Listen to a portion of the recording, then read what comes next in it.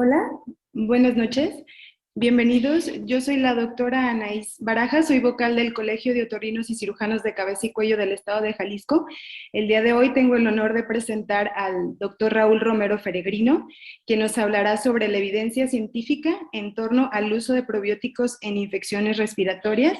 El doctor Romero es infectólogo pediatra egresado del Instituto Nacional de Pediatría, es presidente de la Asociación Mexicana de Vacunología, es miembro numerario de la Academia Mexicana de Pediatría y coordinador médico del Instituto para el Desarrollo Integral de la Salud.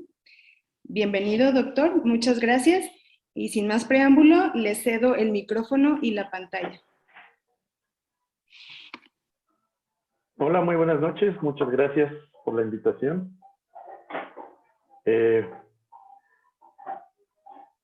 Vamos a hablar de un tema que es un poco,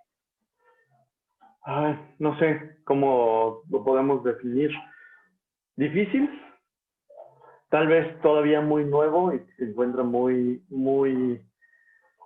todavía en pañales, pero que por los datos que hasta ahorita se encuentran, pareciera que puede ser muy útil no solo para la vía aérea, sino en general para muchas otras patologías.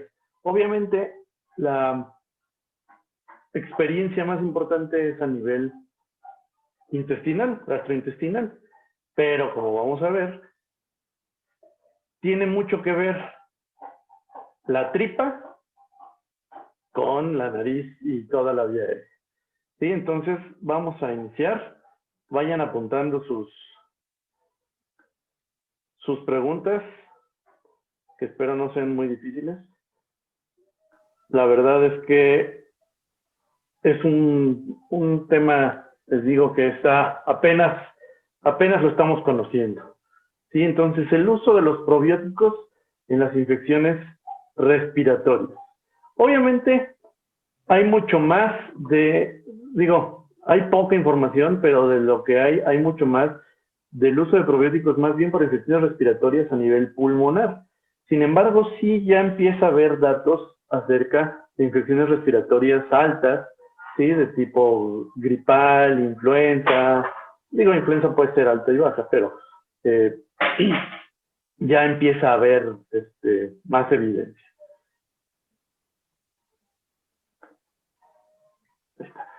Entonces, como ustedes bien saben, ustedes ven más de este tipo de patología que yo, o a lo mejor te empates, porque en el niño también hay mucho de vía aérea, ¿no? Entonces, las infecciones de vía aérea son la principal causa de mortalidad y morbilidad. Depende, obviamente, qué sitio de la vía aérea, ¿no? Si hablamos de la vía aérea alta, pues es más, probablemente poca mortalidad, pero mucha morbilidad, gran carga social, económica, porque pues además de que uno gasta en el médico, en los medicamentos, pues también gastan en no ir a trabajar o en quedarse a cuidar al niño enfermo, ¿no? Entonces, pues esa parte también se está poniendo muy de moda en la evaluación de la carga, por decirlo de alguna manera, económica, ¿no? Sabemos perfectamente, y ustedes también no me pueden dejar mentir, que la principal etiología, prácticamente a cualquier nivel, es la viral, ¿no? Y obviamente, entre más, entre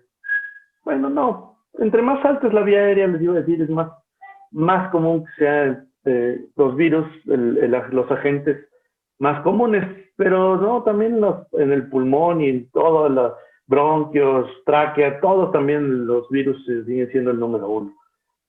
Entre ellos, ahí sí depende mucho de la zona, pero tenemos los rinovirus, que son los más numerosos, ¿no? Hay cerca de 150 o más serotipos. Los enterovirus, que a pesar de que se llaman enterovirus, también afectan la vía aérea. Y ustedes saben, hay gran cantidad, Coxsackie, ECO, y esos los que afectan más la vía aérea, ¿no? Influenza, obviamente, sincitial respiratorio, adenovirus, ¿no? La parainfluenza, coronavirus, que bueno, inicialmente no contábamos al SARS-CoV-2, pero ya lo tenemos que poner también Dentro de esta lista de coronavirus, además de los que causaban el catarro común y la patología de vía aérea, ya también tenemos el SARS-CoV-2. Hay otros tal vez menos comunes o depende mucho del tipo de paciente que vea. Sin embargo, si se fijan, pues aquí las bacterias van muy, muy abajo, ¿no? Y la verdad es que también depende mucho de lo que veamos, ¿no? Si vemos más patología de nariz, sin meternos a los senos paranasales y al oído, que esos, ya saben ustedes, tienen un punto ya aparte en cuanto a patología infecciosa, ¿no? Pero, ¿en qué tienen en común todos estos sitios? Que los virus son el número uno. Como les decía, los probióticos, su uso es más común o que se tiene más conocido es a nivel gastrointestinal. Gastrointestinal infeccioso, viral, bacteriano, micótico incluso, pero también inflamatorio, ¿sí? De hecho, uno de los primeros usos de los probióticos fue en enfermedad inflamatoria intestinal. Ahora, pues, ¿funcionarán en la vía aérea? ¿Tendrán alguna utilidad para la vía aérea? ¿O simplemente nos vamos a quedar con su uso en el tracto gastrointestinal, ¿no? Ya hemos ido conociendo cada vez un poquito más que sí, el principal sitio o donde más número de bacterias vamos a decir, por área de superficie, pues sí es el intestino, ¿no? Y entre más distal, más, bueno, va cambiando la microbiota, cambia desde la edad y el sitio. Pero sabemos que del intestino puede, ya sea, ahorita lo vamos a hablar un poquito más, puede mandar señales o incluso puede salir del intestino y llegar a otros sitios. Ahorita les voy a poner unos ejemplos. Entonces sabemos bien que los probióticos, sabemos que los probióticos pues son bacterias. Digo, la microbiota no solo son bacterias, pero lo que hasta ahorita tenemos, los probióticos son puras bacterias que pueden llegar al intestino y reproducirse en el intestino dando un efecto benéfico. ¿No? Hay probióticos y los prebióticos, que es como mandarles comida a las bacterias buenas, vamos a llamarles así, para que crezcan. Y hay unos productos que son juntos, probióticos y prebióticos, que se llaman simbiontes, ¿no? Entonces, el consumo oral de los probióticos nos da todas estas ventajas, ¿no? La modulación del sistema inmune, local y distal, también ahorita lo vamos a hablar un poquito, modulación de la microbiota intestinal, que esto después se va a reflejar en modulación de la microbiota en otros sitios. Inhibición de la adhesión de patógenos, pues como en el metro, ¿no? Los que han venido a la Ciudad de México y conocen el metro, si alguna vez intentan subirse por ahí de las 9 o 10 en la estación de Hidalgo y además sea un día 28 del mes, que es cuando ahí en la iglesia de San Hipólito se juntan todas las personas que le rezan a San Juditas, pues entonces no se van a poder subir, pero ni en 10 metros que pasen. Entonces, más o menos eso sucede con la microbiota. Está lleno de bacterias y evitan que lleguen patógenos al epitelio. ¿No? Estimulación de las células epiteliales. Recordemos que las células epiteliales están formadas una junto a otra y la microbiota induce que esas uniones estén más estrechas y entonces no pueden pasar o les cuesta más trabajo pasar a los patógenos, tanto virus o bacterias, hongos o lo que ustedes. Fortificación de la barrera intestinal, va más de la mano con esto. Producción de sustancias como los ácidos grasos de cadenas cortas, que eso va a ayudar a que no se puedan reproducir otras bacterias patógenas. Incluso no solo bacterias, también puede inducir que virus no se puedan reproducir, ¿no? Exclusión de patógenos por competencia de nutrientes, ¿no? Y entonces esto es por consumo oral, pero bueno, por aplicación oral que ya hay algunos probióticos que se pueden aplicar, sobre todo a nivel genital, ¿sí? Los óvulos de algunas lactobacilos para regenerar o ayudar a que se reproduzca nuevamente la microbiota vaginal, que prácticamente pues, es lo mismo, ¿no? Más o menos tiene las mismas funciones, pero directamente de manera local. Esto tiene la desventaja, pues que tiene que viajar a los otros sitios y aplicación local. Digo, esto estaría excelente y ya hay algunos estudios de aplicación local en la vía aérea, pero todavía no hay comercialmente o apenas está en vías de... A ver. Entonces, esto ya lo dijimos, colonizan principalmente el intestino e insisto, conforme vamos pasando de las diferentes áreas del intestino, no es lo mismo la microbiota que esté en el estómago, que sí tenemos, ya sabemos que sí hay microbiota, a la del intestino delgado en sus porciones más proximales, o a las distales o incluso a las del colon, que en el colon es donde está la diversidad más grande de microbiota. De hecho, desde la boca, ¿sí? En la boca, en las encías, tenemos una gran cantidad de microbiota, sobre todo anaerobia. Estas la microbiota, tienen un impacto en la respuesta inmune sistémica. ¿Sí? Entonces, esta respuesta inmune sistémica pues nos va a ayudar a defendernos mejor contra los diferentes patógenos. Puede colonizar y modular la respuesta inmune en mucosas distales, distantes al intestino, tan distantes como la vía aérea. ¿Sí? Y aquí les tengo un ejemplo. Se ha visto que algunas personas que toman este Lactobacillus plantarum con esta cepa, y después de 8 horas se ha podido aislar de tonsilas de la faringe, después de 8 horas de que la consumieron en una miel que estaba enriquecida con el probiótico.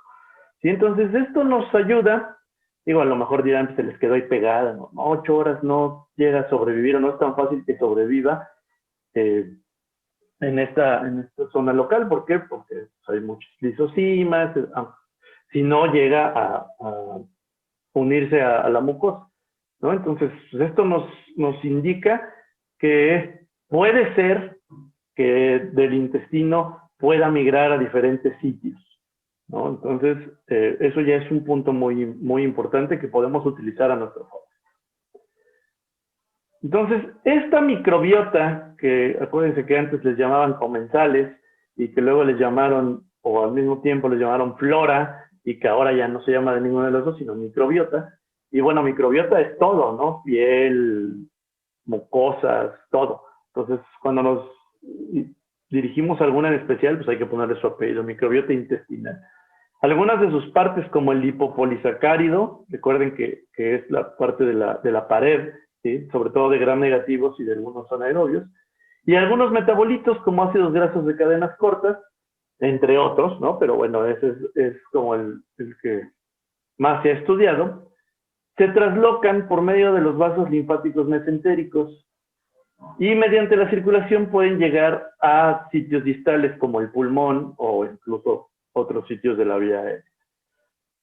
Y entonces, esto es muy importante porque todo esto va a ayudar de una manera u otra a estimular la respuesta inmune. Estudios recientes revelan que células linfoides innatas, que estas son muy características, bueno, muy estudiadas característicamente en el intestino, pueden migrar del intestino hasta la vía aérea, específicamente se ha estudiado en el pulmón, pero seguramente pueden llegar a otros sitios de la vía aérea, ¿no? En respuesta, sobre todo cuando hay un proceso inflamatorio. Entonces, si se fijan, los procesos, aunque pareciera que sea muy local, un proceso inflamatorio local, una rinitis, por ejemplo, no es solamente local, sino que se dan señales de manera sistémica, ¿sí? Señales de ayuda, de alarma, para que se mejore la respuesta hacia esos patógenos y se intente controlar el proceso. Entonces aquí lo tienen, ¿no? Es lo mismo, pero con un esquemita. Entonces aquí pueden ver la mucosa intestinal. Les decía que esta mucosa siempre, la microbiota, induce que las uniones intercelulares estén bien pegadas, bien estrechas. Entonces los patógenos les cuesta trabajo pasar. Lo que se ha visto con el COVID-19, por ejemplo, si han escuchado que los pacientes obesos tienen peor pronóstico. ¿Por qué? los pacientes obesos tienen disbiosis, o sea, tienen alteración de la microbiota, ¿sí? No tienen una microbiota sana. Entonces, estas uniones están separadas y le dan facilidad al SARS-CoV-2 de pasar. Entonces, no solo el SARS-CoV-2 que llega por la vía aérea a la faringe y de ahí al pulmón, sino también por aquí, por el intestino, y por vía sistémica, por sangre, pueden llegar al pulmón y aumentan el proceso inflamatorio.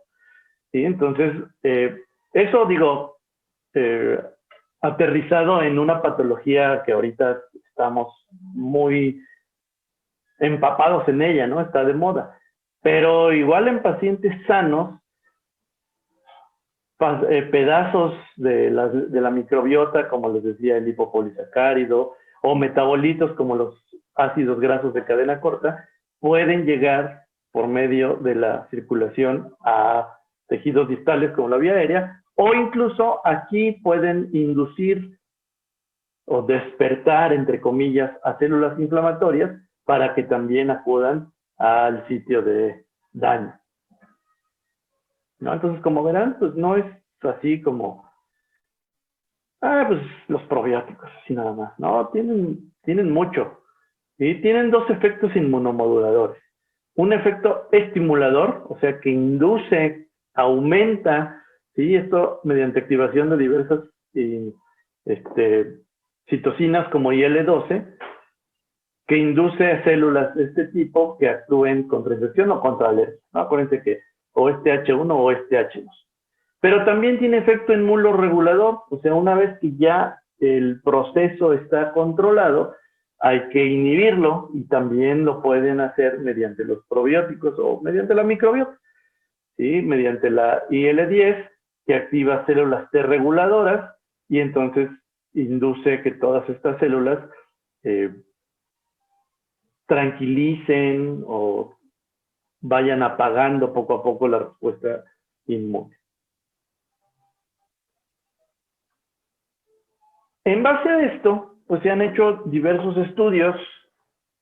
Donde más se ha hecho estudios son en niños, ¿sí? Seguramente porque los niños tienen, o al menos lo notamos más, infecciones de vías respiratorias altas, ¿no? Entonces se les ha dado diferentes cepas, porque eso también ahorita va a salir, pero también depende de cuál sea la cepa que nosotros estemos dando o la combinación de cepas es el resultado. ¿Sí? Entonces, no es tan fácil como nada más tómate esta capsulita 10 días o X días y con eso vas a mejorar. No, depende de la cepa, depende de la patología, depende de la gente, depende de la combinación, ¿sí? Depende si ha tenido tratamientos antibióticos, porque acuérdense que los antibióticos pues, barren a la microbiota, así como barren a los patógenos, también se lleva a la microbiota. ¿No? Entonces, en niños de guardería les dieron esta Lactobacillus rhamnosus, esta cepa, y sí, redujo el número de infecciones respiratorias, tanto altas y bajas. Bajas hablamos de neumonía y altas hablamos de todo lo que sea faringe, nariz, senos paranasales, incluso otitis, también hay algunos estudios que la evalúan, ¿no? También disminuyó el número de tratamientos antibióticos y el número de faltas a la guardería. Y entonces, bueno, pareciera que este Lactobacillus rhamnosus tiene utilidad en esta patología. ¿No? En otro estudio se demostró disminución de la duración de las infecciones respiratorias superiores, estas chiquitas de superiores. En pacientes hospitalizados redujo el riesgo y duración de las infecciones respiratorias superiores, agudas superiores, y en pacientes prematuros también redujo la incidencia de infecciones respiratorias agudas superiores. Entonces, bueno, pareciera que podemos tener alguna, obviamente faltan estudios, pero parece que hay alguna utilidad en la vía aérea de Lactobacillus rhamnosus GESI. En unos análisis, que más adelante vamos a ver las gráficas, se mostró que este rhamnosus tiene potencial de reducir el riesgo de infecciones respiratorias superiores, la otitis media y obviamente el uso de antibióticos. Si disminuimos el número de cuadros, pues disminuimos el número de antibióticos, ¿no? Es lo mismo que si vacunamos a los niños y no les da otitis por neumococo, pues va a haber menos cuadros de otitis y menos uso de antibióticos. Entonces, esto es más o menos lo mismo. Lactobacillus casei rhamnosus, que es uno diferente, redujo el número de cuadros de infecciones respiratorias agudas. Otro Lactobacillus casei con esta cepa redujo la tasa de incidencia de infecciones respiratorias superiores, la duración y la incidencia de neumonía. Y otra especie de Lactobacillus, que es este fermentum, redujo la incidencia de infecciones respiratorias. ¿Sí? Son series chiquitas, por eso es que no pongo numeritos ni nada, porque la verdad son series chiquitas, y solo les pongo las conclusiones. Sin embargo, pues hay que rascarle ahí y vemos que las series son chiquitas y que probablemente sea difícil evaluar la efectividad porque pues es complicado en este tipo de pacientes, tan poquitos pacientes, ¿no? Bueno, el uso de Bacteroides animalis, esta subespecie, en recién nacidos, redujo el número de infecciones respiratorias, pero no los cuadros de otitis. Entonces aquí ya vemos una diferencia con el Lactobacillus, ¿no? Bifidobacterium, perdón, les dije mal, es Bifidobacterium. Lactobacillus, esta cepa, resultó que producía o que se observaban menos días de ausencia a guardería debido a patología respiratoria, menos días de fiebre y obviamente menos visitas al médico.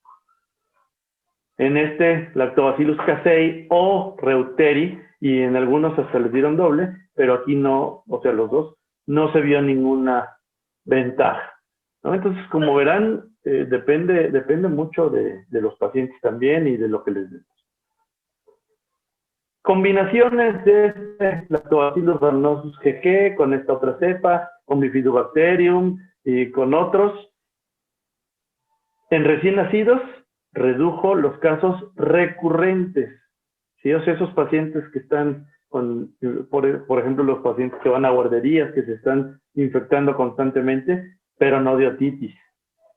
Combinación de Lactobacillus acidophilus con Bifidobacterium bifidum en niños sanos redujo las infecciones respiratorias, la ausencia escolar y el riesgo de síntomas de infecciones respiratorias superiores. Obviamente, si redujo los síntomas, pues redujo los cuadros. Luego hay combinaciones, hay presentaciones comerciales que traen diversas bacterias. Entonces, esta combinación, 12 bacterias que incluía estos diferentes lactobacillus, diferentes bifidobacterias, Streptococcus, que no es común, ni Enterococcus, no es común que vengan en las presentaciones, porque bueno, recordemos que las primeras indicaciones, o las indicaciones hasta ahorita de los probióticos son a nivel gastrointestinal, y normalmente Streptococcus y Enterococcus se encuentran en muy bajas proporciones en la microbiota intestinal. Streptococcus, sobre todo en Pneumoniae, sí lo encontramos más incluso en la microbiota en niños sanos, bueno, en pacientes sanos, porque también en adultos, sí, pero no es común que vengan estos en las fórmulas comerciales. No mostró reducción. Entonces, son muchas bacterias, pero no mostró reducción en infecciones respiratorias agudas. En adultos sanos, Lactobacillus fermentum redujo el número de infecciones respiratorias además de eso incrementó la IgA a nivel de vía aérea después de la vacunación contra influenza. Y eso es algo que, pues, la verdad no lo habíamos visto con prácticamente ningún producto que mejorara o que al menos se asociara a un aumento de producción de inmunoglobulinas.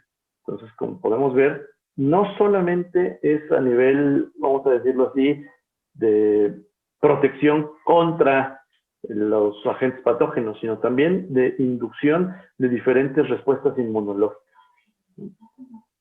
Combinación de Lactobacillus con Bifidobacterium de estas cepas redujeron los síntomas de infecciones respiratorias agudas, la duración de los episodios, pero no la severidad.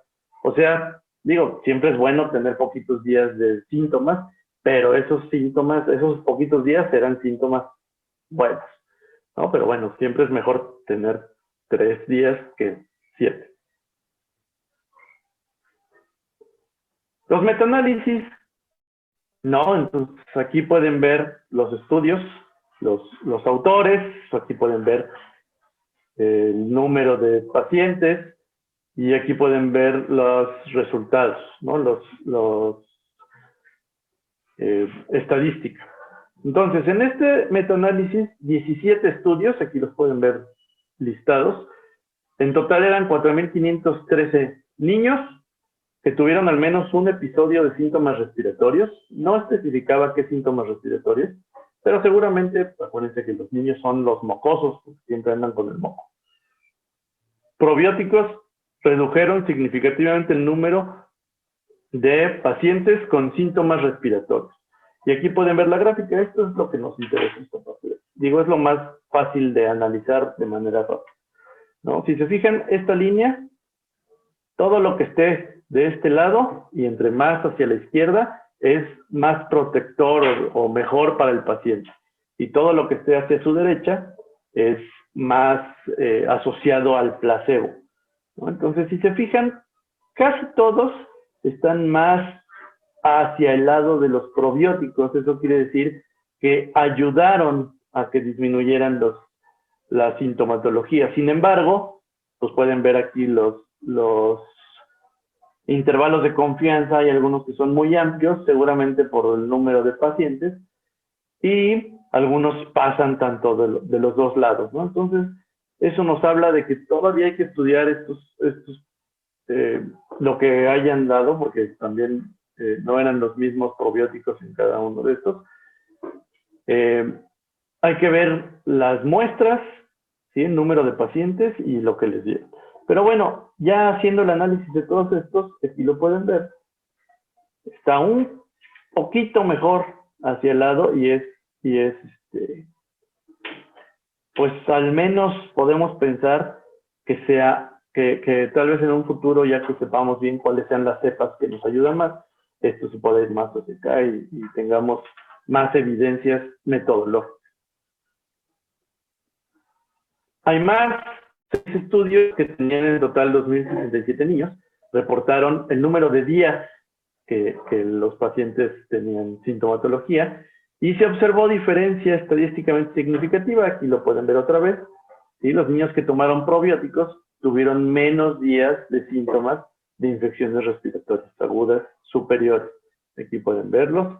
Aquí ven el número de pacientes y aquí ven el análisis estadístico. Y otra vez lo más sencillo es ver la gráfica y también la gran mayoría están hacia el lado que favorece a los probióticos, que quiere decir que los que tomaron probióticos tuvieron mejoría. ¿Sí? Incluso también el análisis de todos los estudios. Aunque volvemos, hay algunos con amplios intervalos de confianza y hay algunos que pasan de los dos lados, ¿no? Eso quiere decir, le insisto, que las muestras son pequeñas y que probablemente necesitemos, no probablemente, necesitamos más estudios para esto. En mi caso. Otros 8 estudios, que eran casi 1.500 niños, reportaron el número de días de ausencia. Y el grupo de probióticos tuvo menos días de ausencia en total. Aquí es un poquito más notorio y menos amplios los intervalos de confianza. ¿Sí? Entonces, los que tomaron probióticos faltaron menos días a la escuela y eso pues, refleja en menos días de que los papás también tuvieran que faltar al trabajo.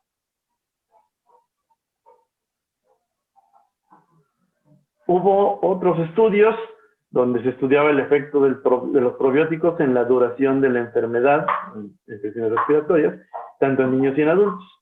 Y 20 estudios compararon lactobacillus o sea, podía ser o uno o los dos, bifidobacterium, por vía oral contra pacientes sin tratamiento.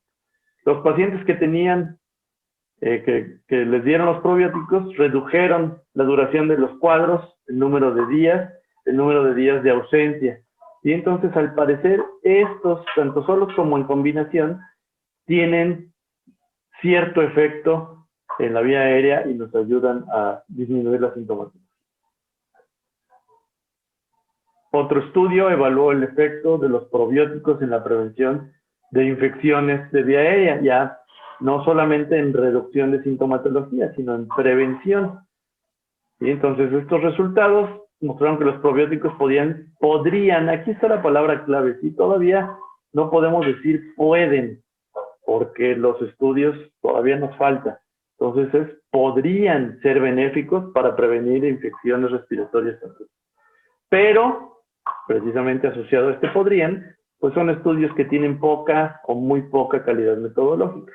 ¿Sí? Apenas, insisto, apenas estamos empezando con el estudio de este tipo de probióticos. 15 estudios que incluían 5.120 niños de guarderías, les dieron Lactobacillus rhamnosus GG y vieron que nuevamente puede ser efectivo para reducir la duración de cuadros de infecciones respiratorias superiores. Y dentro de estos 15 también algunos dieron este otro, donde se vio que no tuvo ningún efecto. ¿Sí? Entonces, bueno, hay tropiezos, ¿no? No todo puede ser bueno. Y es bueno que todo se evalúe, porque pues así nos vamos haciendo una idea de cuáles realmente son las cepas que nos sirven, ¿no? Si solo nos pusieran las buenas, pues entonces no sabríamos qué no deberíamos usar, como este. Yo insisto, hay que estudiarlos más. ¿No? Ahora, ¿cómo podemos o cómo pensamos que estos probióticos pueden causarnos o pueden darnos estas ayudas, estos efectos benéficos? Entonces, estudios en animales y algunos estudios clínicos nos han mostrado ciertos efectos antivirales, aunque los mecanismos son poco claros. ¿Sí? Y les decía, varían de cepas a cepas. No es lo mismo, ya lo vimos, Lactobacillus rhamnosus que Bifidobacter.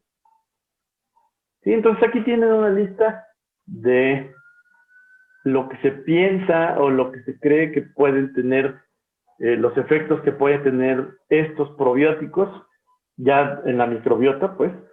¿Sí? Uno que no está aquí y no sé por qué no estaba en el artículo, es que ayudan a la producción a la producción ideal del moco.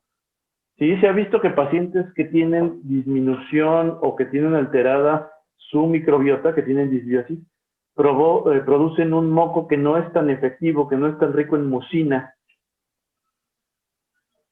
Entonces, ya desde ahí, ¿no? Entonces, no nos imaginábamos que todo esto estuviera relacionado. Bueno, se ha visto que se unen directamente al virus e impiden su unión al receptor, como está aquí en el 1. ¿Sí? Entonces, estas bolitas son la microbiota y se le unen al virus.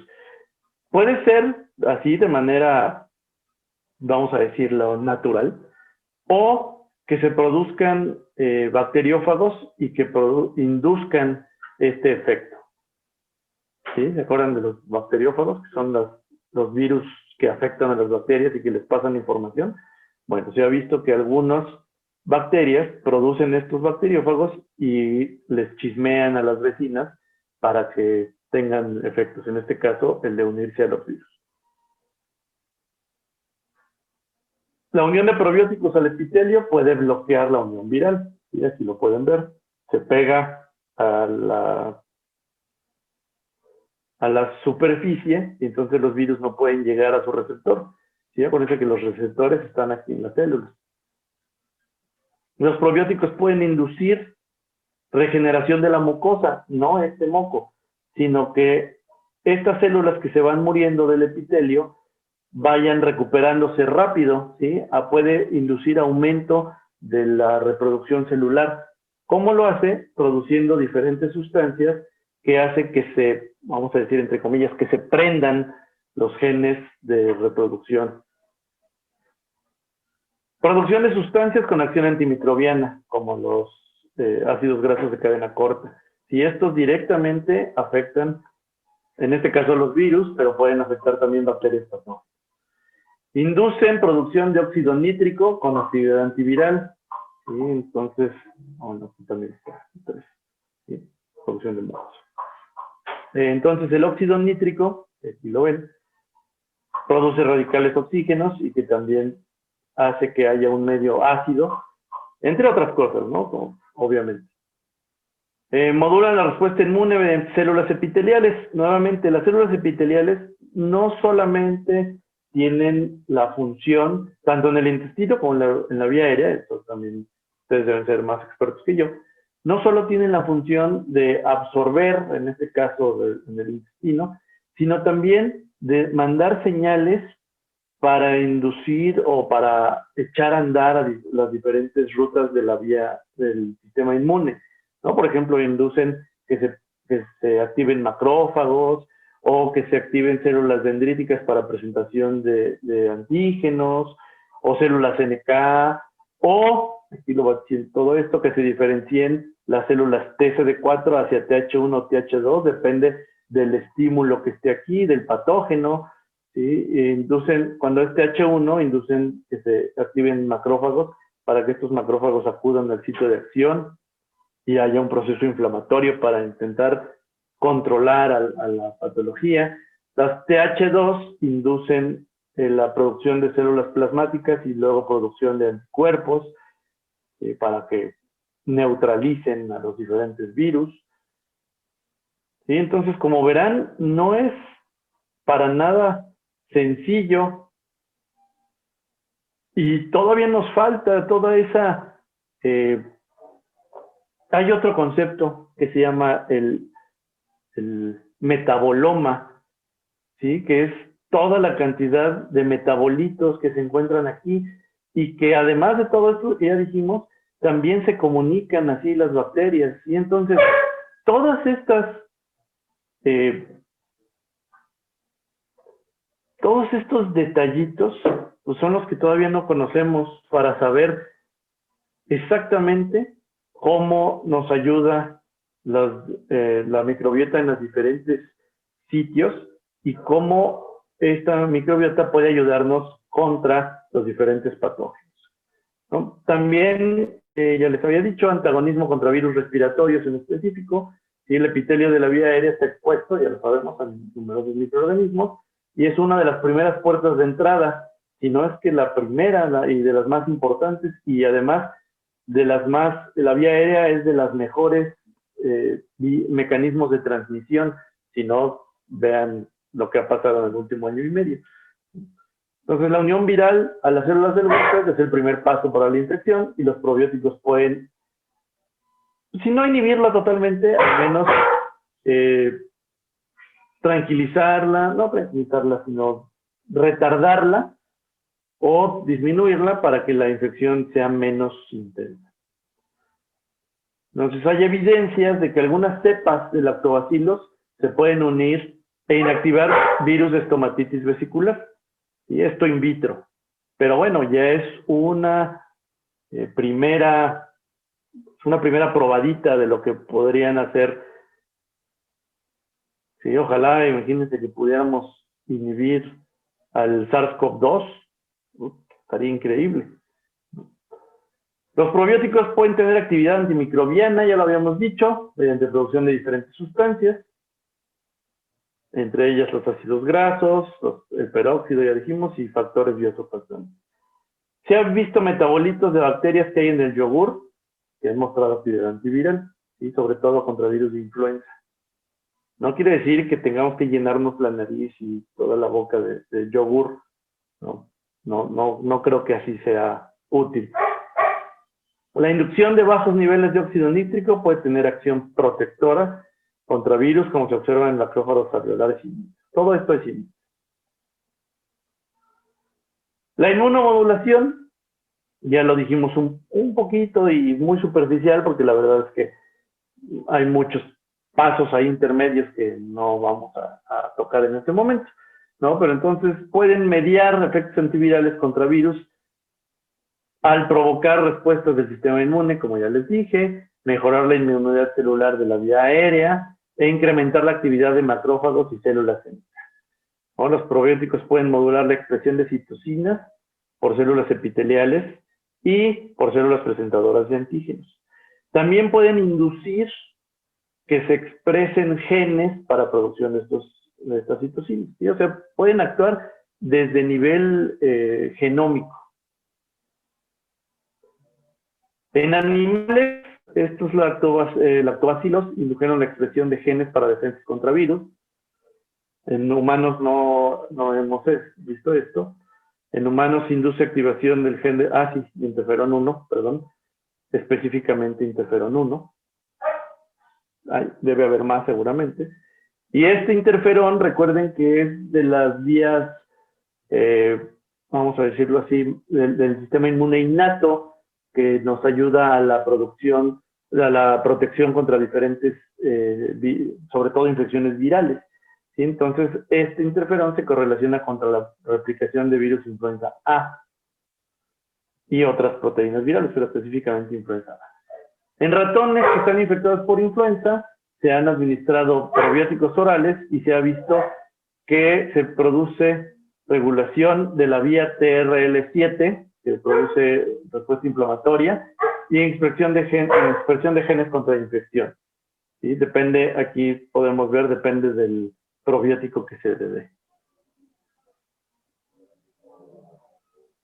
Se ha visto también que hay mayor producción de citocinas pulmonares, pero se puede extrapolar a otros sitios de la vía aérea, cuando hay ingesta de algunas cepas de lactobacilos y bifidobacterias. Se han hecho estudios de administraciones intranasales de probióticos, sin embargo esto en animales, en ratones, y que sí se ha visto que hay una respuesta inmune a nivel epitelial. Sin embargo, esto no se ha podido hacer en humanos aún, y que sería interesante ver si hay alguna respuesta benéfica, ¿no? Hay administración sublingual y que se ha visto que mejora la producción de IgA y de algunas otras inmunoglobulinas como IgG. ¿Sí? Entonces esto pues, nos da una protección contra cuadros graves de influenza, por ejemplo. También hay acción a nivel humoral. Entonces, las cepas de lactobacilos y bifidobacterias proveen protección al inducir síntesis de inmunoglobulinas. Ya dijimos algunas, ¿no? Pero aquí hay otros ejemplos. Miren, Lactobacillus rhamnosus se mostró efectivo para inducir respuesta inmune inmunoglobulinas contra influenza, específicamente cepa H3N2. Lactobacillus fermentum, esta cepa se observó menos enfermedad parecida a influenza porque aumentó NK en sangre y aumentó producción de IgA después de la vacuna contra influenza. Y esto es algo, les digo, que no se había visto y que apenas estamos estudiando. Consumo de estos bifidobacterias y lactobacillus también se ha visto que aumentan la producción de IgG y de IgA en sangre y en saliva. ¿Sí? Entonces, pues parece que podemos tener una muy buena oportunidad. Para terminar, para que los que no les gusta el yogur se echen, sobre todo en la época de influenza, se ha visto que en ancianos el consumo de yogur con Lactobacillus casei aumentó los títulos de anticuerpos contra influenza después de la vacunación, en especial contra influenza A. Pero no, ¿qué tal que también contra influenza A? No vamos a echarnos nada más así contra él. Pero entonces, bueno, podemos ver que de alguna manera podemos ayudarnos, probablemente más a futuro y que cuando sepamos más de esto, pero podamos ayudarnos mediante la modificación de la dieta a cambiar de alguna manera el tipo de bacterias que tengamos en la microbiota, y eso nos puede repercutir a una mayor o menor producción de anticuerpos, por ejemplo, o a una menor presentación de sintomatología. Me dijeron 45 minutos y son exactamente 45 minutos. No sé si tengan alguna pregunta. Espero que no muy difíciles porque probablemente les tenga que decir a muchos de ustedes, no sé. Creo que de la audiencia no ha habido preguntas, doctor, pero no sé qué tan frecuente usted los use en infecciones agudas. No, respiratorias todavía no, ¿no? Para lo que ahorita se usan, les decía, son para patologías gastrointestinales. Ok. Sí, podemos intentar ver, de hecho hay incluso hasta estudios, hasta patologías cutáneas que se han usado también y que parece que también tienen beneficio, sobre todo en patologías del tipo eczema, tipo más inmunológicas, ¿no? Más tipo alérgico. Entonces, seguramente los vamos a poder usar más a futuro, pero hasta ahorita que yo les diga, se pueden usar y a estas dosis, todavía no.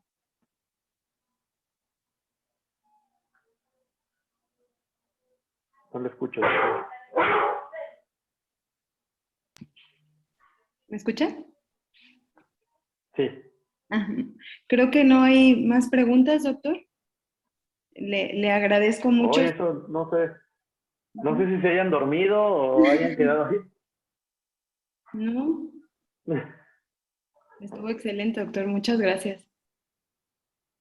Bueno, pues con mucho gusto. A ver, creo que yo. No, es un comentario, no. Pero sí, muchas gracias.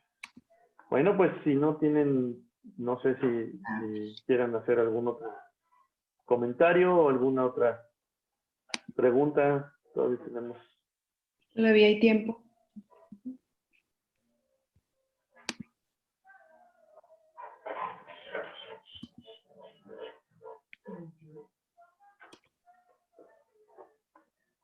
No, doctor, solo todos le agradecen su ponencia. Muchas gracias. En nombre Con mucho gusto. del Colegio de Otorrinos de Jalisco le damos las gracias y por supuesto al laboratorio Siegfried que nos ayudó a hacer esto posible.